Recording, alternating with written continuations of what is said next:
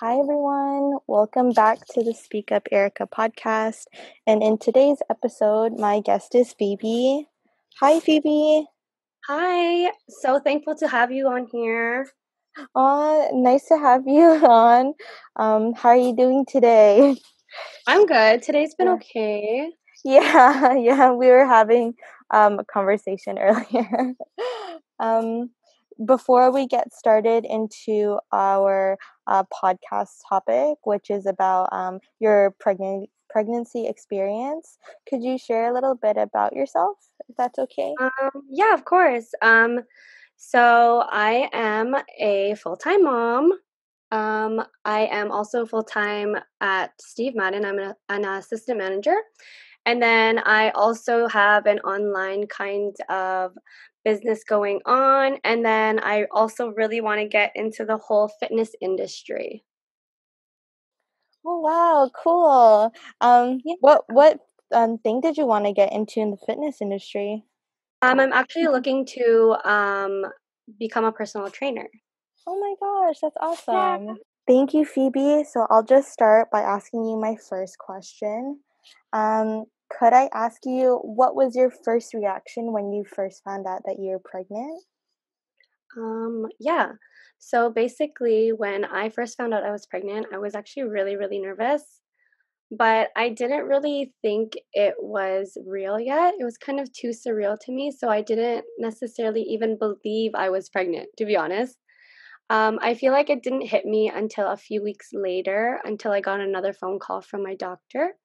So Mm. basically, I took tests on my own and it confirmed I was pregnant. But like I said, it didn't hit me until my doctor called and basically told me that I was and that I was a certain amount of weeks already. And then that's honestly when it hit me because I was actually in college. Yeah, I remember.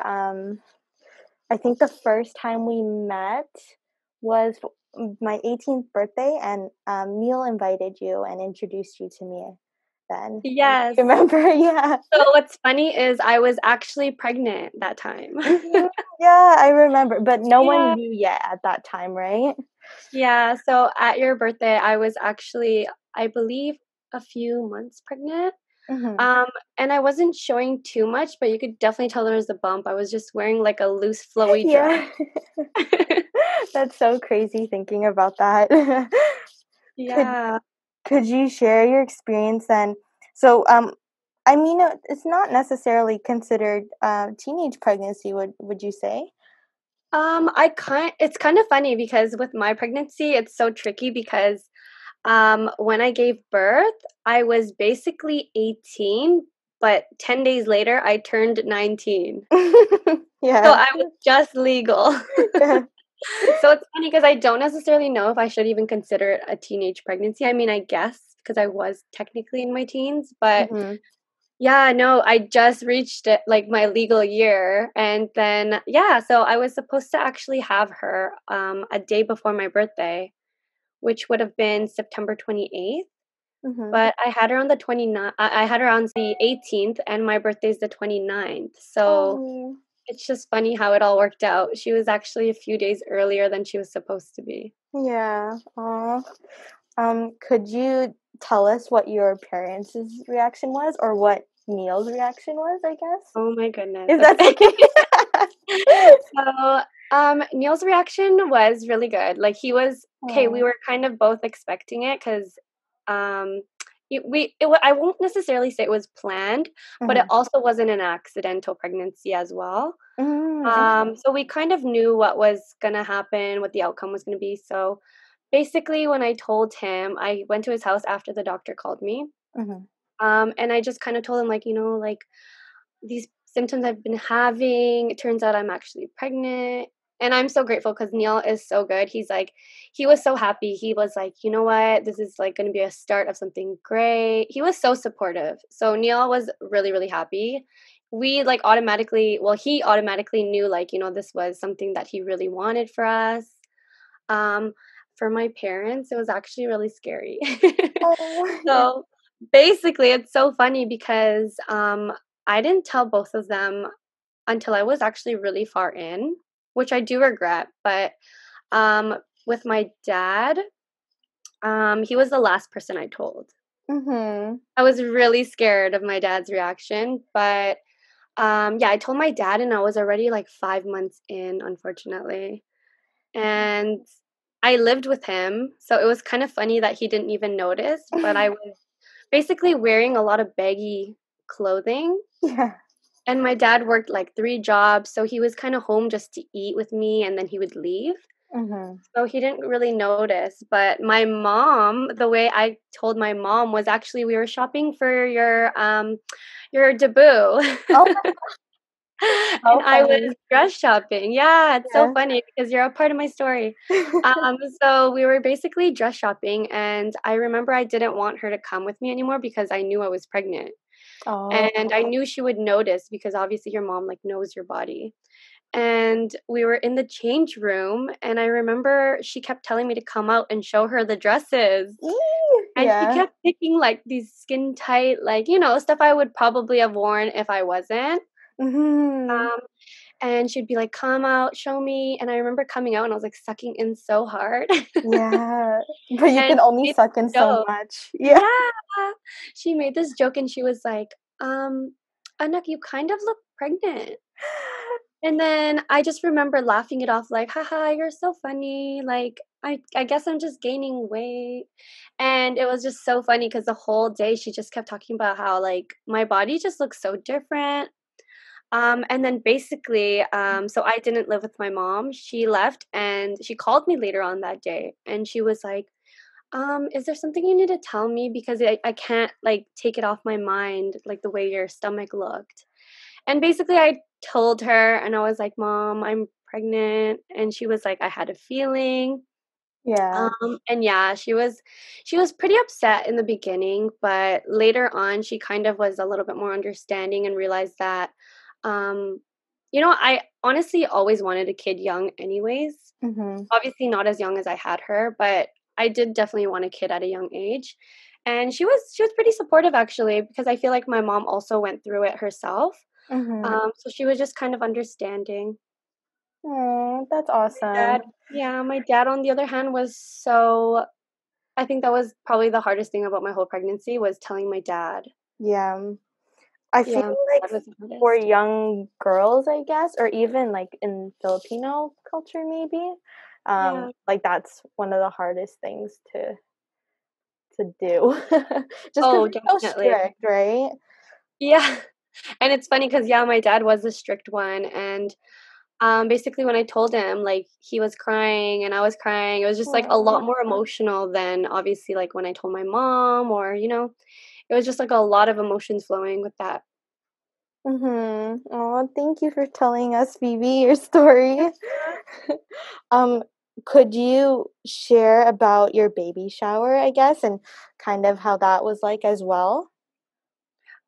Yeah, my baby shower was actually planned by, I believe it was my mom and Neil's mom.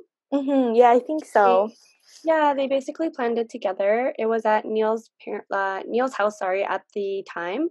Mhm. And I'm not gonna lie, it was really overwhelming. Yeah. I think mainly because I didn't quite know who, like, majority of the people were, and it was kind of like either my first time meeting them, Oh. or I probably saw them like here and there, but I wasn't quite sure. Mhm. So yeah, no, my baby shower was very overwhelming for me. But I'm thankful, like, I had one. I know a lot of people can't have one. Mhm. But no, very, very overwhelming. Um, yeah, that's all I can say about that. Oh, I'm I just sorry. remember I had like so much emotions going on that time. Yeah, I remember because I was there as well. And Yeah. you look so beautiful though, because you were wearing like an all white dress, and I think you had flowers in your hair, like white flowers too, Yeah. right? Thank And you. I was like, wow. And I was like, oh my gosh, hi Phoebe. And you were really showing at that time. And you just look so beautiful that day. Oh, thank you. Yeah, you're welcome. But yeah, I remember I went to your baby shower with my boyfriend at the time. Yeah. Yeah, and it was it's just so crazy. It It was was surreal, right? pardon me. It was so surreal. It was, yeah, it was just a surreal moment for us. But yeah, that's awesome though that Neil was also so supportive and that you guys seemed like you were ready to have a family though. Yeah, that's actually what Mm-hmm. a lot of people have been saying to us. Um, Yeah. no, it kind of just hit us the same way it kind of hit everyone else. But I feel like because, like I said, it wasn't an accidental thing, and we kind of just knew we wanted to be together. Mm-hmm. It wasn't anything that was like, oh my goodness, like what are we gonna do? It's kind of like we kind of knew what we wanted. Yeah. Oh, that's awesome. Could you share next about what it was like when Rhea was born? Um, yeah, of course. So basically, when Ray was born, I don't know, we both just cried so much. It was so weird. Oh. Like it's kind of hard to describe it. Mm-hmm. I just remember being in a lot of pain when I was in the hospital, and literally the moment she was born, it was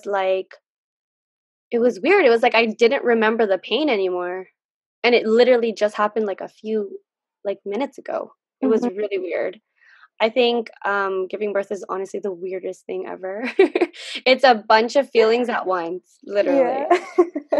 No, it was so nice though because honestly, Rhea had like the perfect little face. Oh, yeah, she was so little. Yeah, Yeah, I feel like I don't know what the saying is, but there's so much pain, but once you see your child, then that's when like all the pain goes away, right? Because basically, you're yeah. just like, oh my gosh, like I gave birth to another person. Yeah, like literally when people would ask me like how the pain level was, I obviously remember it being like really bad, but I don't necessarily remember because I'm like I feel like once she was born it was fine. Mm-hmm. And I remember you recently shared on your story like your get to know me thing, and Yeah. that Rhea was also a natural birth. Yes. What's the difference between an epidural and then with a natural birth? So I just always knew going into my pregnancy that I wanted to have a natural birth. So when I was pregnant, I was just reading a lot and I knew that I just wanted it to just be kind of my own doing of how I brought her out. And an epidural is basically to help with the pain. So I'm not necessarily sure exactly what it is, but I do know it kind of numbs you Mm-hmm. so that it lessens the pain when you're pushing. Oh, gotcha. And I just didn't want that. I didn't want any medications. So yeah, when the nurse asked me like how I wanted to continue when I was in the hospital, I was like, I don't want any epidural. I just want to push her out. Yeah, wow, that's amazing. I've Yeah, had some of my other like friends share their pregnancy stories with me or giving birth, and yeah. like that they went through so much pain that they just yelled at the doctor to put the epidural in, but apparently there's a certain time frame where you can or can't have it done. Yes, that's hilarious Yeah. because I did the same thing. Like I was like all tough and I was like, yeah, no, I'm going to do it natural. And the nurse was like, this is your first, isn't it? And I was like, yeah, but that's okay. I can do it. And she was like laughing and she was like, okay, love. And then literally like when I started feeling pain, I was like, give me the epidural. But It they was so couldn't. funny. They couldn't give No, it and to she you. was like, sweetie, like you said you didn't want it. It's too late. Yeah. I was like, oh my God, what did I get myself into? I guess also because like you're already in the middle of the moment and maybe they can't base your decision off of just like impulse, I guess. Yeah, exactly. Yeah. She was literally like, this is what you wanted. I can't. Yeah. Oh. Well, at least like everything was good and at least everyone was safe and healthy. Like you were safe and healthy and so was Rhea. Yeah, thankfully, Yeah. like during my whole pregnancy, I had absolutely no complications. The That's only slight amazing. thing, thank you. The only slight thing that happened was when Rhea was born. She had slight jaundice, but that wasn't anything. That wasn't anything too much because I feel Mhm. like a lot of Asian descent end up having jaundice when they're born. Oh, okay. Yeah. So and that one doesn't last for a while. It's only for when they're born, right? And then Yeah, it I goes feel like away. some people it lasts a little bit longer, but Rhea's was very slight. They put her under some sort of like incubator that had a heater and it Mhm. just helped. She was good Okay. after like a few hours. Okay, that's good. Yeah. Thanks, Phoebe.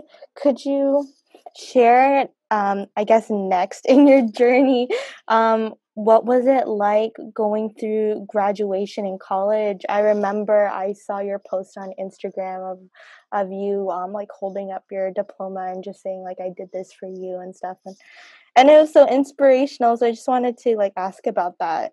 Well, thanks. Yeah, so honestly, I think that was super hard to do. I give credit to any mom that's ever, especially a young mom that's ever done school work and, like had a little one at home.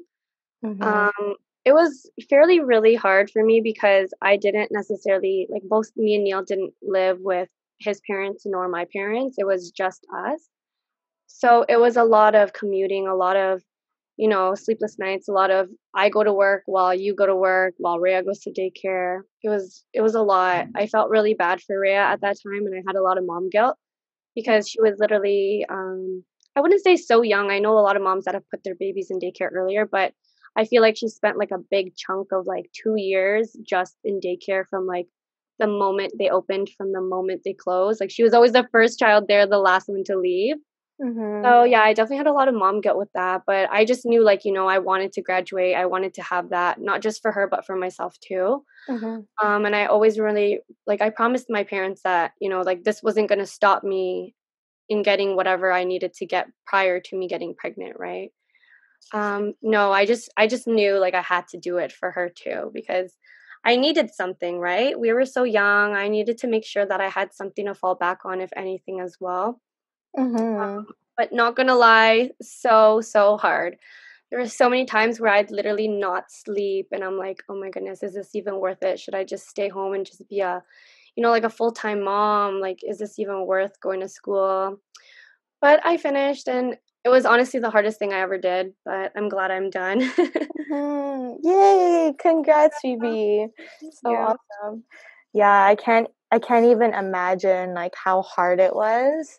But yeah, that's so awesome. I'm so proud of you. Thank Um you. would you happen to have any tips for I guess moms who are currently going through that right now? Like school and being a mom as well. Yeah. I guess just being able to balance things. So for me, what really helped was time blocking. But I know it won't work with every mom, unfortunately, because I know every child is different. But Mhm. for us, we had like a pretty spot on schedule, and Rhea from a young age was just easy to adapt to a lot of things. So for me, it was just a lot of time blocking. I would definitely do that. So kind of get in whenever your kid is like napping, like get your studying done. And then in the evenings, I was always working. Oh my goodness, that's a lot of mom guilt. And then with that too, like not to be so hard on yourself. I think that's a really big tip because I know mom guilt is real. When I tell you it's real, like you won't even believe it. I get mom guilt for doing like the silliest things.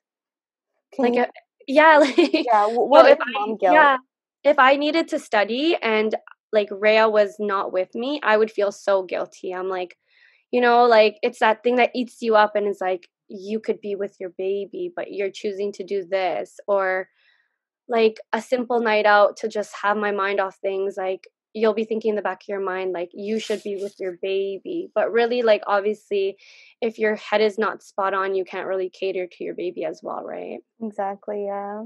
Do you think that that has to do a lot with like what society tells you what a mom should be like? Is that what kind of mostly influences that, or is it more like internal? I want to say it's both, actually. Yeah. So, kind of what society kind of explains what a mom should be, and then kind of your own perception of the mom that you want to be as well, right? Mhm. Yeah, that's true. Because I felt like I always wanted to be such a present mom. I wanted to be a mom that was like teaching her, like, her ABCs before she entered like schooling, or taught her this before she learned it. Like, I always wanted her to kind of be ahead of the game and be like, my mom taught me that. But then it just gets to a point where it's like you can't do it all, right?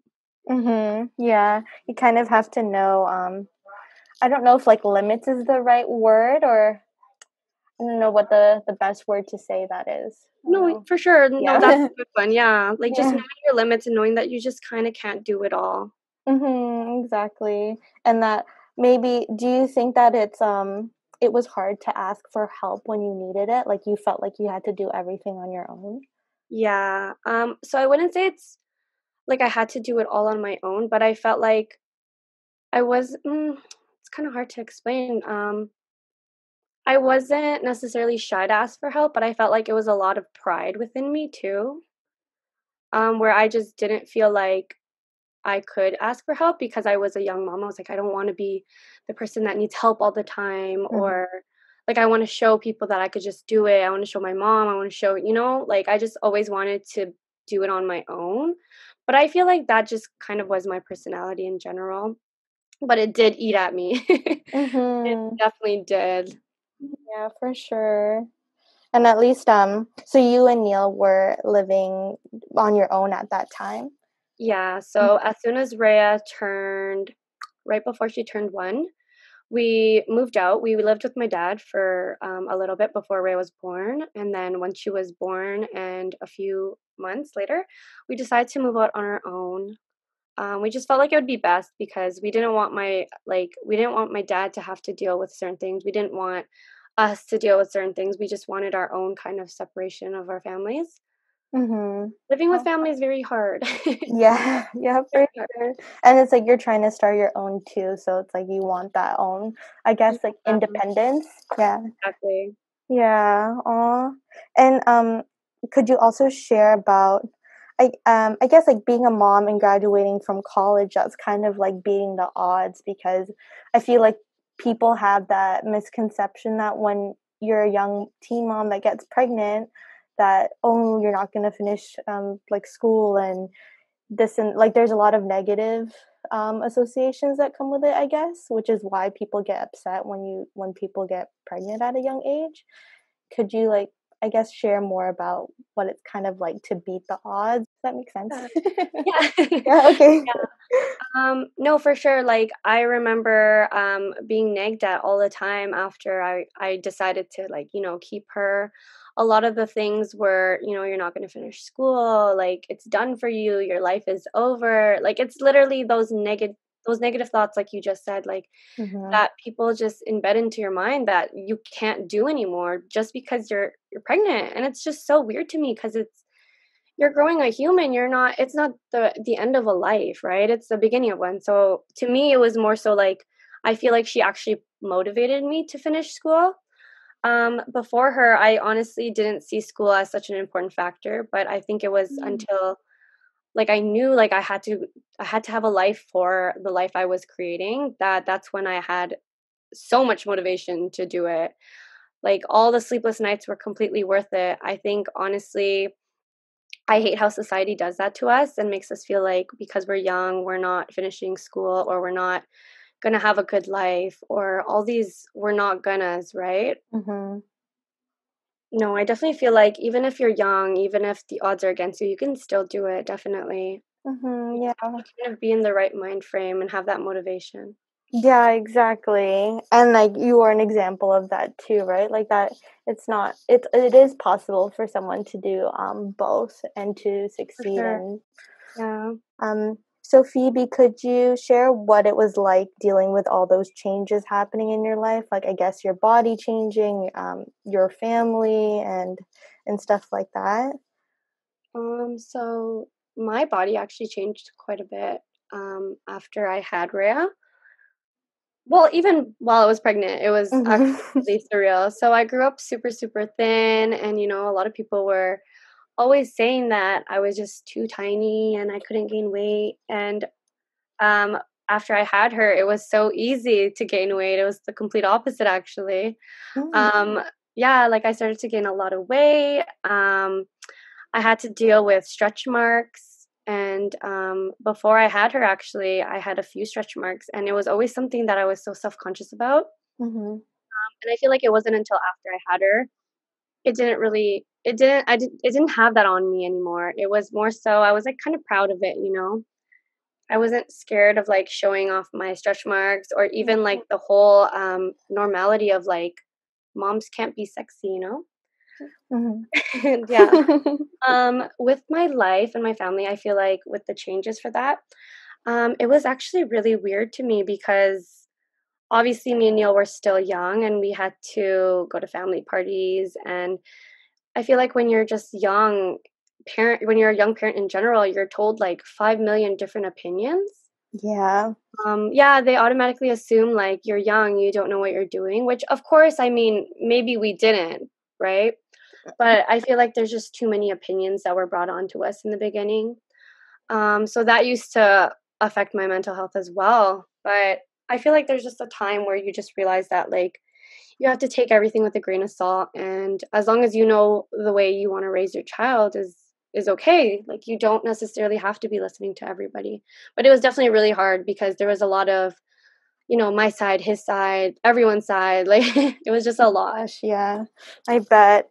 And I think it's kind of crazy that people just have their own opinions about other people's lives like that. Like, Mm, I mean, if I'm like a 30-year-old mom, I may not know what I'm doing either, like, being a mom. So I don't know. exactly.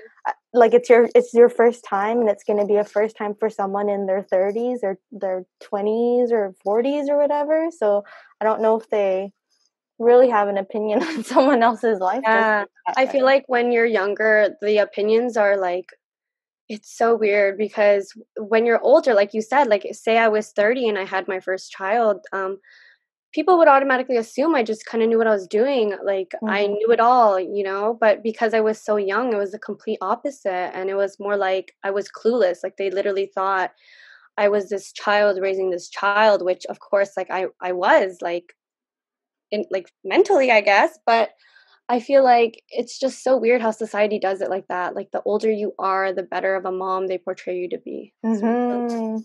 it's something. That's so crazy. Hmm. I know you just kind of mentioned a little bit about like how other people's opinions were affecting your mental health. Would you feel comfortable talking a bit about that? Yeah. In what aspect exactly? Um, like what kind of helped you to not listen to what others are saying and to kind of just like focus on your own thing?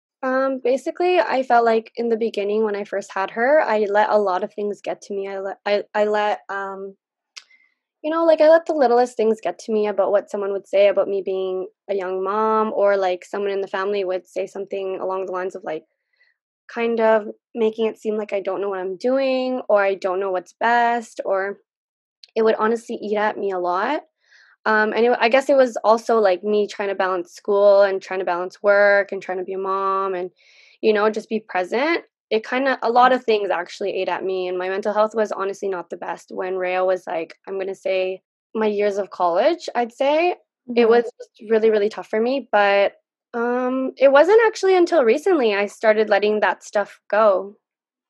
Oh, yeah. What Yeah. kind of helped you with that, with letting it go? Basically a lot of personal development, I'd Mm-hmm. say. I started to realize that, like what others say or how they portray other things is not really my concern. I can't really do anything about that. Um, that and I feel like just realizing that I actually did the best I could do, I did what I could do for Rhea, and that's all that really matters. Like the other opinions don't really matter anymore. Mm-hmm. Yeah, it's so true. Thank you, Phoebe. Of course. And I do have one last question. Well, I guess kind of two. I had something else kind of pop up just now. Yeah. But what are some tips that you have, I guess? I know I kind of already asked about like tips for young moms in school, but maybe just like being a mom in general. Yeah. So tips on being a mom in general. I'd say firstly, it doesn't matter how many books you read or how many articles you come across or videos or how many people you've babysat. Like motherhood is just a different feeling. And I feel like we always try to prepare ourselves as much as we can, of course, which isn't a bad thing, Hmm. by reading all these things and just trying to be prepared. But I feel like the best tip would be to be prepared for the unthinkable, because honestly, you don't know what you're going to get or know how it's going to go until you really go through it. So I feel like kind of allowing yourself to go with the flow, because I feel like a lot of moms, we like things to we like to be prepared for things, right? So Hmm. I definitely say to go with the flow, let things happen. It won't always be the best, but to just let it flow. And another tip is just not to be so hard on yourself. I feel Yeah. it's a society thing as well. We're always told to be like, this perfect mom that goes to like every occasion this child has, or every celebration they have at school, or just, be so present. But sometimes it can't always be like that. We have moms that literally work jobs. We have moms that have like three jobs. Like, so I feel like not beating yourself up over things like that. Yeah, that's so true. Thank you, Phoebe.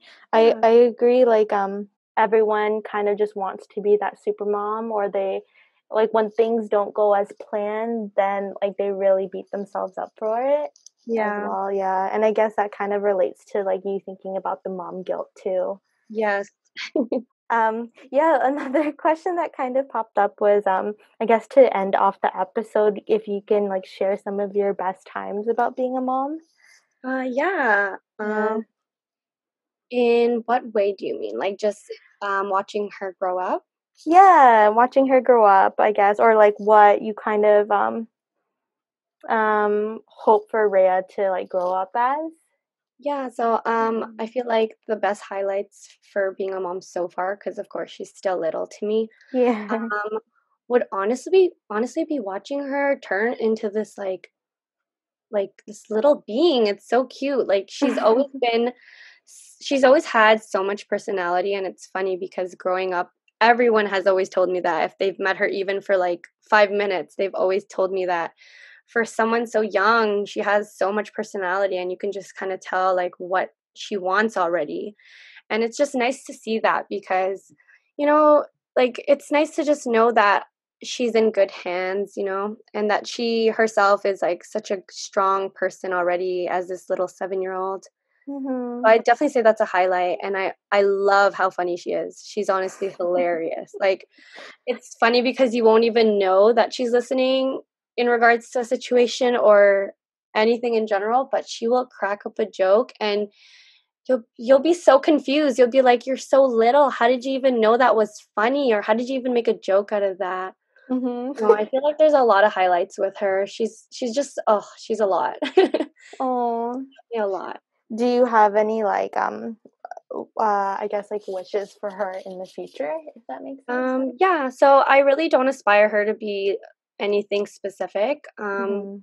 I've already told her this as well. Like, I want her Oh. to do whatever makes her happy in general. I want Mhm. her to, if school's not the way, then it's not the way. If school is the way, it's the way, right? Like, I feel like that plays with society and our culture too. Like, we're always so prone to just push them on things that we're not even sure what they were gonna want, right? Exactly. So, yeah, no, for me, like, as long as she's a good person and she just continues to stay a good person, then I'm happy. So that's really Mhm. all I wish for her. Yeah, I feel like sometimes it like growing up they just push their kids to be, I mean, I guess like also in like Filipino culture or Yeah. immigrants, to be a doctor, nurse, lawyer, whatever, Yeah, like those common common ones, and then to also push them to do all these extracurriculars that you don't even know if they want to do it and you're just making them do it, right? exactly. Like, Rhea was Yeah. in cheer and she loved it, so I kept her in it. We put her in karate, she hated it. We removed her. I just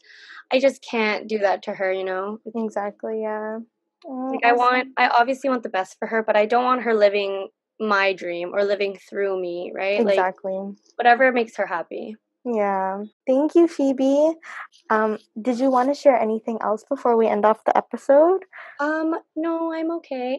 Okay. Thank you for having me. Thank you so much. Thank you for sharing your story with us. I think that it is so nice to like hear your perspective on it, because I know we've grown up, but we've definitely gone through like our teenage years together, I guess you could say.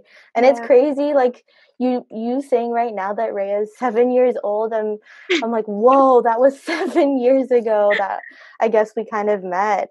Yeah, Um, literally. right? But thank you so much for sharing your story and like being transparent with us. Of course. And I'm actually very, very happy for you to have a platform like this. Mhm. It's Oh, very thank you. inspirational. Thank you so much. You're welcome. Awesome. Okay. Thank you for listening, everyone. Bye. Bye.